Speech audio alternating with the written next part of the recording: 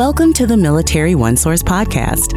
Military OneSource is an official program of the Defense Department with tools, information, and resources to help families navigate all aspects of military life. For more information, visit MilitaryOneSource.mil. Welcome to the podcast. I'm Bruce Moody. We need only look at the recent wildfires in Maui or Florida's Hurricane Ian in 2022 to see how natural disasters can affect military communities and how critical emergency assistance is. To shine a light on this topic, today we are talking with Judith Wright. She is the Navy's Emergency Family Assistance Program Manager. Judith, welcome to the podcast. Thank you so much for having me here today. We are glad to have you with us today. So you're over at Commander Naval Installations Command, am I right? Yes, I am a program analyst with the Fleet and Family Support Programs in support of emergency family assistance and deployment support. Fantastic. I worked at CNIC, however you want to refer to it, 14 years ago, right after I retired from the Navy. So yeah, good memories, good times. So as you said, you're with the Navy, but as we talk about emergency family assistance, would you say that the information we're going to go through today is purple? In other words, it applies to each of the services. Yes, absolutely. Every service has a need to not only prepare for disasters, but to take care of their impacted personnel and families after recovering from a disaster or a crisis. And every service has the very same emergency family assistant functions we're going to talk about today. So everything is purple and everything is applicable to all services. Fantastic. Okay. So let's get some definitions going here. Emergency family assistance. We're going to unpack this, right? We're going to get into all the bits and pieces, but let's just briefly generally define emergency family assistance. Yeah, so emergency family assistance is a program that we have across the DoD for our preparedness functions and then our recovery functions that include things like mass care, needs assessment, everything that a impacted service member or family member might need to get them back to a pre-disaster mission-ready state. Okay. And one of the things about what we're talking about today is that emergency family assistance is really one portion of the larger emergency response effort. So, Judith, let's kind of get into the type of support services that are offered. Sure thing. So probably our biggest, known lift in terms of the support functions is the EFAC. That's the Emergency Family Assistance Center. Okay, so we're talking about the Emergency Family Assistance Center. So this place provides support, information, referral to other services. Can you get into that and how that works? Absolutely. So our EFACs are probably our biggest lift at an installation or in a region for mass care and disaster recovery support. And they're really a one-stop shop for all recovery support needs. So this is an installation's rallying point for sharing up-to-date official information. It's a place where service providers are going to be consolidated to make those recovery needs getting met more readily and easily accessible for those service members, personnel, or families who've been impacted. We have about 19 categories of recovery services that we make sure are offered and available to impacted individuals so that they can get that assistance and that support in navigating their recovery. So if you've been impacted by a crisis or a disaster and you don't really kind of know what you need, it's always a great idea to visit an EFAC if one stood up on your installation or nearby, just so that you know what services are out there and available to someone recovering from a disaster or a crisis, and to have someone available to walk through all those options and all those support benefits that are there with you. I want to run through the typical assistance that would be provided, and maybe we can go and answer that with sort of like running through a real world example. And before we started recording today, you and I were talking about an experience that you had. I think it was Hurricane Michael, but when you were in Pensacola. And maybe you can share how the emergency family assistance centers would play a role. Absolutely. Yes. So there's all kinds of crises and disasters that military families may face in their time. And the longer that you're around, I think, and the more that you're moving from place to place with different disasters or different crises, the more likely it is that you might be faced with one of these. And one of the great benefits of having an EFAC available on that installation is that, like we were saying, you can get those services in-house. And so with Hurricane Michael, when that took out some of the other installations in that Gulf Coast region, Pensacola set up an EFAC in response. And so we had families that lost homes, they were displaced, and it was such a devastation to that area that families ultimately could not stay. They had to leave. And it's mid-school year. So when you think about families who are impacted by this disaster, now uprooting their children, having to relocate and get them into another school to finish out the school year, our EFAC personnel right there in Pensacola were able to have families come in, process them through with assistance with going through FEMA, connecting with local schools that were willing to take their kids on mid-school year, people that had 504 plans or other EFMP needs. They were able to work through those needs with the family and make sure that we didn't have any further traumas or issues for those families to navigate as they were trying to recover and settle into a new place and get assistance with recovering all of their items and, relocating their homes. So it's an EFAC can really be a great service. And, in addition to some of those services that I just kind of described, EFAC services will generally be dictated by the type of disaster or the crisis it's experienced, but some typical assistance that you can kind of expect to see are support with housing, financial support, legal assistance, crisis disaster related counseling, like we were talking about childcare and school age care needs. And there's so much more. We bring in partner agencies that are outside the fence line and our internal agencies, all those recovery stakeholders, just to assure that our families are getting help with everything they need, from FEMA claims processing to Red Cross, passing out cases of water, to everything in between. We're truly there to be that one-stop shop to help that family navigate the whole list of recovery options and processes.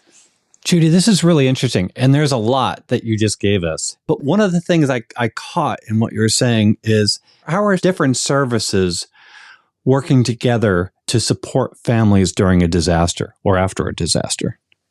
That's a great question. So we have really leveraged a lot of our technology in recent years, but we are always working to make sure that we are collaborating and supporting. So Tyndall Airmen went all over because their base was really, really impacted, almost a direct hit. And so they went all over the southern area and as far north as DC in some cases. And so anywhere that they walked into an installation, even if it wasn't an EFAC, if it was just a military service, family service center, we made sure that we could connect those folks with resources. But if an airman walked into the Navy EFAC at Pensacola, we were able to assist them and get them the resources they needed. But another example would be, recently we had Typhoon Mawar in Guam, and we had, from what I'm able to kind of see, several EFACs, both community-based FACs, family assistance centers, and at least 3 DoD military-focused EFACs, emergency family assistance centers. We were able to make sure that we had representatives for the DoD in the community FACs and in every single DoD level EFAC. We were all cross-talking and making sure any service member that walked into either the Anderson Air Base or the Naval Base Guam or the one that the Army National Guard set up, services could be provided across the board. It didn't matter what branch of service you were in. It didn't matter what your needs were. We had the resources or the ability to connect you to the resources in every single one, inside the fence line or out in the community. And it was really a great opportunity to see that purpling and that cross collaboration between the services happening. But in addition to that, like I was saying, we leveraged our amazing technology opportunities and we created a joint landing page for those people in Joint Region Marianas, on Guam specifically, who had been impacted by Typhoon Mawar. And we had a purple joint resources landing page with all kinds of information, regardless of your service, related to JIC information, so your Joint Information Center updates and information. We had information on how to get in an account for yourself, respective of your service, be that AFPass or AdPass or NFAS. And we also had information on resources and lines of grants and other things available to you that were being updated pretty consistently. And so it was just a really great thing to see all of that effort going into being a purple response. So it was really neat. So the phrase that we like to use is no wrong door. Would it be fair to say that's what you're going for, regardless of where a person goes? They're going to get the same information and be routed to the same type of support? Absolutely. There is no wrong door when it comes to getting assistance from your family services. We're here to help you. Fantastic. Not easy to do. Takes a lot of work, a lot of meetings. I've seen you guys. I've seen this. It doesn't just happen. It takes a lot of work. So as families are recovering from a disaster, there's a lot of paperwork involved. And you mentioned grants, and you mentioned a couple of the administrative stuff that comes along, filing a claim, for example. So how is what we're talking about today available to help families when they're doing something like filing a claim? All of our military family service centers have had training on not only standing up an emergency family assistance center, but on helping families walk through that center. So considering things like, have you filled out your FEMA claim? Do you need help getting to a FEMA contact? Let's sit down and look at the paperwork. Do you need emergency grant assistance? This aid society or that aid society is offering that opportunity right now for you to get some assistance so that you can get groceries replaced because you just lost power for a week and a half and all your groceries are probably bad. Or all those little things that we might not think of because one, we're in shock and we've just experienced this big trauma. And two, the needs are so overwhelming, you may not know where to begin. So we're there to walk that walk with you and help guide you from resource to resource. Okay, Judy, I'm going to stress test your no wrong door approach here, right? So here we go. Scenario: family is stationed at Tyndall, but for some reason the family is elsewhere, totally away from their home installation, and they're involved in a natural disaster, and they need help. And as it happens, there's a military installation nearby. Can they engage that local installation for help? And would that local installation be able to plug them into the community resources and the other stuff, even though they're not from that area? That's a great question.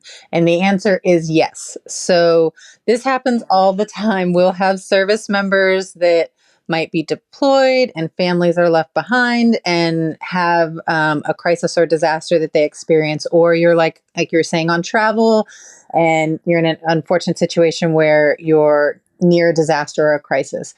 If you get to a military family assistance center or if there's an EFAC nearby, it doesn't matter what service it is, we're going to get you connected to your resources. We're going to get you connected to whatever, needs you might have. But let's say that you're far away from any installation. You can also call Military OneSource. They have that 1-800 number that will put you in touch with someone live, and they can get you started on the process of connecting to assistance and support. You can call your local military family assistance or your local military family support center. And if Tyndall was your home base, but you're in Hawaii, you can still call them and they'll still get you connected. So there's lots of avenues and resources nowadays. You can always also go to Military OneSource's page for more information about EFACs and crisis centers and what resources that there are and how to start navigating that. But long story short, whichever location you can get to or call we'll get you connected to the assistance you need. Fantastic. Thanks, Judy. As we try to wrap up this conversation, I'll note that we've got a bunch of links in the program notes, more information about emergency family assistance centers and what they can do for you. But, one of the things I really want to maybe close with is the financial relief that families can get from emergency relief services. Absolutely. So especially when we stand up an EFAC, we tend to bring those partner agencies offering grants or, FEMA so that you can process your claim or those sorts of things in-house. But if we don't stand up an EFAC, that doesn't mean those services aren't available. We can still connect you to those services in other ways. But there are lots of community-based services. There's lots of military aid society-based services that we keep a really great list of as our resources that open up lines of accounting or open up grants or open up other opportunities for support and assistance post-disaster. And if you're not sure where to start or which ones are available after a disaster, just call your local military family support center. We are keeping, tabs on what disaster declarations have been declared and, what that means in terms of funding streams and support opportunities. We have folks that are ready and able to connect you to all those opportunities so that you're not left wondering how you're going to make it through this paycheck to the next one because you've just experienced this, disaster or crisis. Come see us, talk to us, give us a call. We're here to help. Judy, just in closing, you say that you're here to help, and there are so many resources that are available, but I wonder if you just take a moment to kind of just describe the type of people who are at these services. And nobody wants to find themselves in a disaster, but when they do, what are the kind of people that they're going to encounter when they contact these emergency family assistance centers? Most of our EFAC staff are also your day-to-day military family support center staff that you would walk in and see who would offer you stress management, child parenting classes, deployment support assistance. When an emergency, a disaster, or a crisis happens, we shift our focus and we become your resource navigator, your advocate post-disaster, your connector to information and referral services. So we're the ones that are really staffing the immediacy of the EFAC, but then we reach out to our other stakeholders. There are so many people who want to help after a crisis or a disaster, and we bring those partner agencies in. So Red Cross, FEMA, your local level community resources, your food banks, your, external folks that have cases of water or disaster relief kits. So there's a whole host of folks that come in post a disaster or crisis, depending on what the crisis needs dictate in your community. And we're bringing them in that one place to get you those services and supports. Excellent. Judy, thank you so much for joining us today. Absolutely. Thank you for having me. Absolutely. Judy Wright is the Navy's Emergency Family Assistance Program Manager. Great to have you with us, and we hope to have you back. Want to remind everybody that Military OneSource is an official resource of the Defense Department. We always look forward to hearing from you. Click on the link in the program notes. Send us a question, a comment, maybe an idea for a future episode. And be sure to subscribe to this podcast wherever you listen to your podcasts, because we cover a wide range of topics to help military families navigate military life. I'm Bruce Moody. Thank you for listening. Take care. Bye-bye.